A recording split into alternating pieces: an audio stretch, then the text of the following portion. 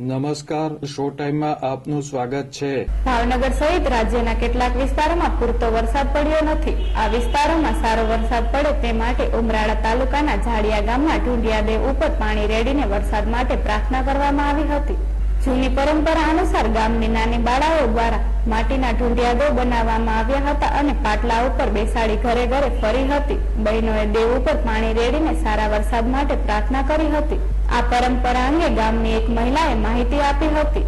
એવી પરંપરા છે કે દીકરીઓ આવે ઢુંડિયા બાપજીને લઈને એની ઉપર પાણી રેડે છે અને એવી પરંપરા અમારે હાલી આવે છે અને એવી માનતા કરે છે કે સારો એવો વરસાદ થાય આવી અમારે પરંપરા હાલી આવે છે।